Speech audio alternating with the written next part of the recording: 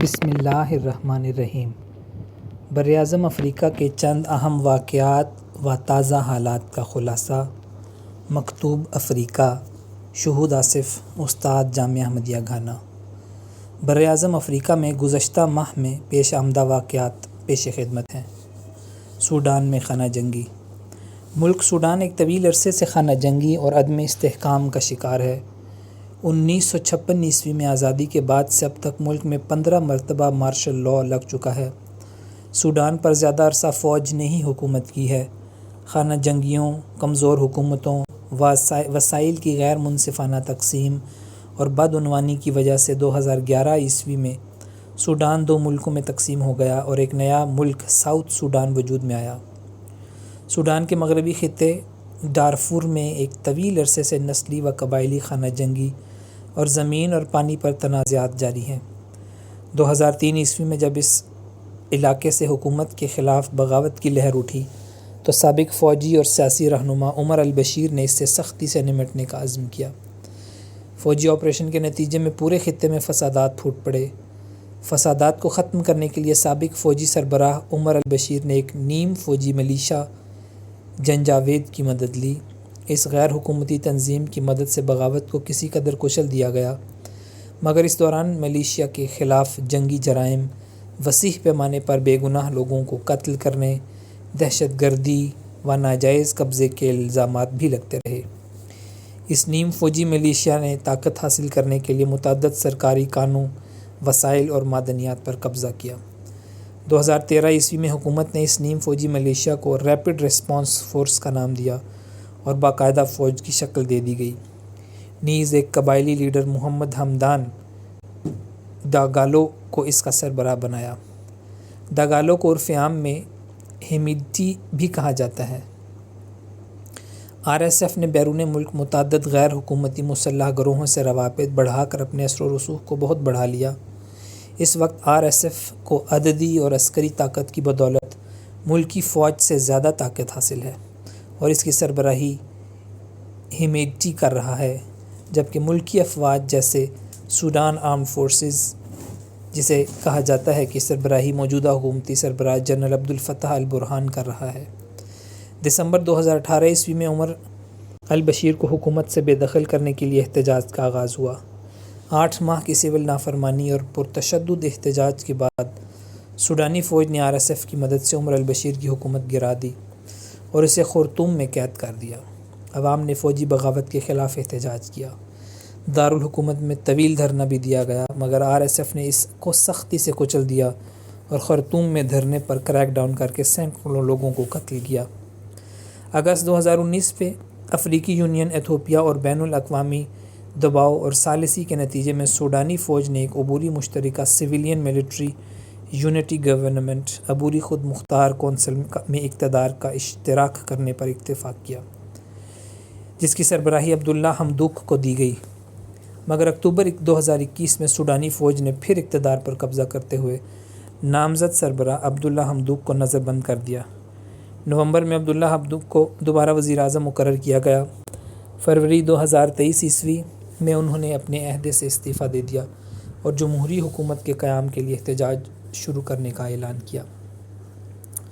بار بار کی فوجی مداخلتوں، اقتدار کی کھینچا تانی اور طاقت کے لالچ میں 2023 کے آغاز سے فوج کے دونوں دھڑوں، ملکی افواج اور RSF میں اختلافات اور جھگڑے شروع ہو گئے۔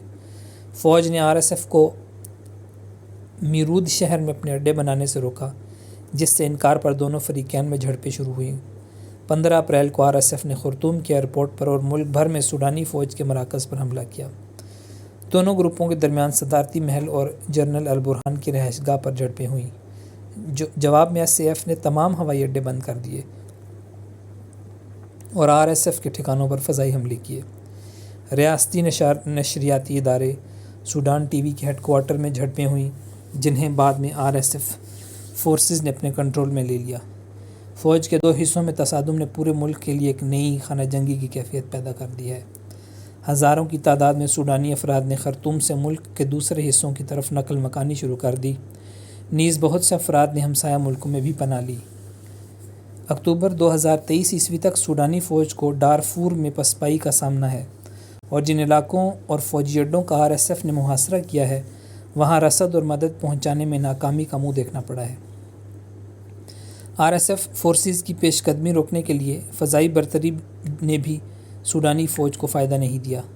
26 اکتوبر کو RSF فورسز نے SAF کے 16ویں انفینٹری ڈویژن کے ہیڈ کوارٹر پر قبضہ کرنے کے بعد سوڈان کے دوسرے بڑے شہر نیالا پر قبضہ کر لیا۔ نیالا فوجی اعتبار سے نہایت اہم شہر ہے۔ اس میں ایک بین الاقوامی ہوائی اڈہ موجود ہے اور یہاں سے وسطی افریقہ سے سرحدی رابطہ ممکن ہے، جس کا مطلب ہے کہ اب RSF کو بیرونی ممالک سے فوجی مدد حاصل کرنے میں مزید سہولت ہوگی۔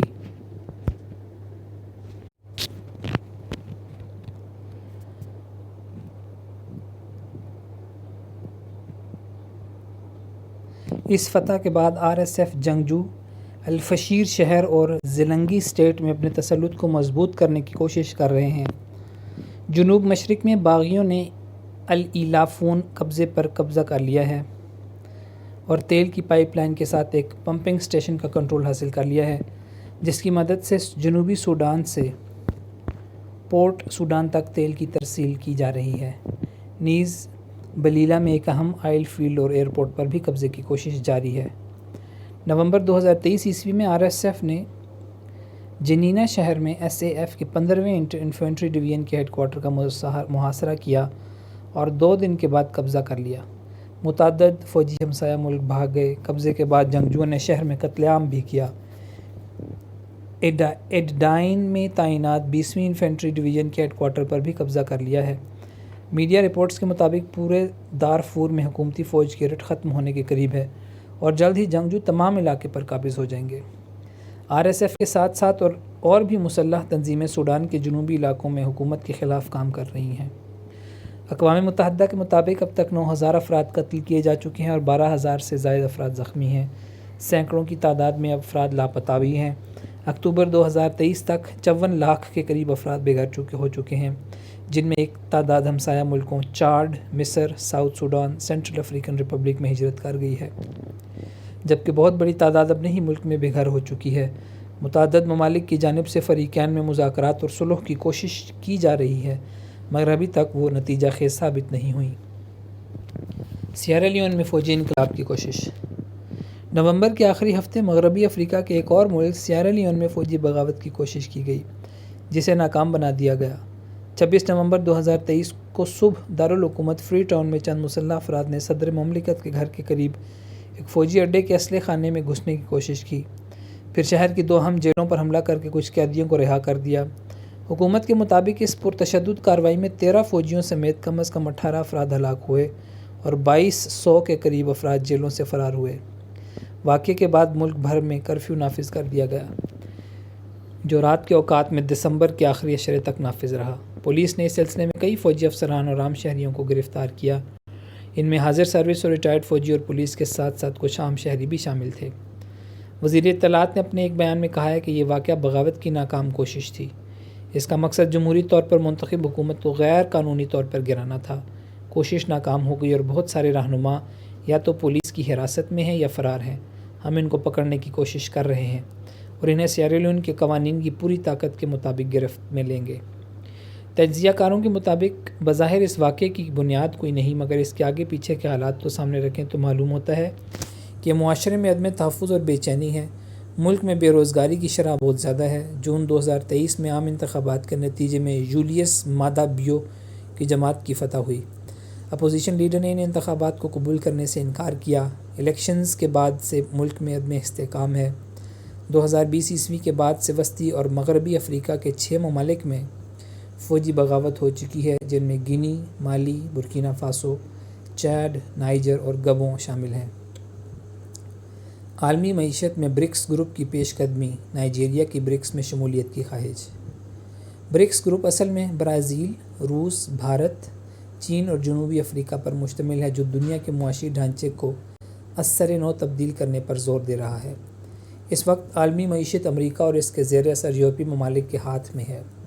برکس گروپ کا بنیادی مقصد اپنے معاشی اثر و رسوخ کو بڑھا کر عالمی منڈیوں، معیشت، تجارت اور بعد کے اس مقصد کے حصول کے لیے ایک جیسی معاشی ترقی اور اقدار رکھنے والے مذکورہ بالا ممالک کی تنظیم بنائی ہے، اور اب اس میں مزید ممالک کو شامل کیا جا رہا ہے تاکہ اس کو مزید مضبوط کر سکیں۔ چنانچہ اگست میں ہونے والے سربراہی اجلاس میں یہ فیصلہ کیا گیا کہ اس میں نئے اراکین کو شامل کیا جا سکے گا، جن میں سعودی عرب، ایران، ایتھوپیا، مصر، ارجنٹائن اور متحدہ عرب امارات شامل ہیں۔ افریقہ کی سب سے بڑی معیشت نائجیریا بھی اس گروپ میں شامل ہونے کی خواہاں ہے۔ ایک بیان میں ملک کے وزیر خارجہ یوسف تغگر نے کہا، ہمیں برکس جیسے گروپوں سے تعلق رکھنے کی ضرورت ہے، جیسے G20 اور تمام دیگر گروپوں سے رابطہ رکھنے کی ضرورت ہے۔ اگر آبادی اور معیشت کے لحاظ سے سب سے بڑے ممالک کا تعلق ہونا چاہیے تو نائجیریا اس کا حصہ کیوں نہیں ہے؟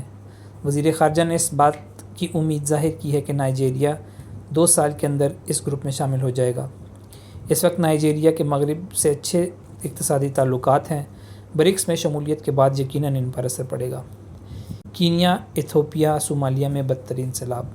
ہارن آف افریقہ کے ممالک گزشتہ 3 سالوں سے بارش نہ ہونے سے خشک سالی کا شکار تھے، مگر اس سال نومبر میں طاقتور اور موسلا دھار بارشوں کے نتیجے میں ان ممالک میں غیر معمولی سیلابی صورتحال پیدا ہو گئی ہے۔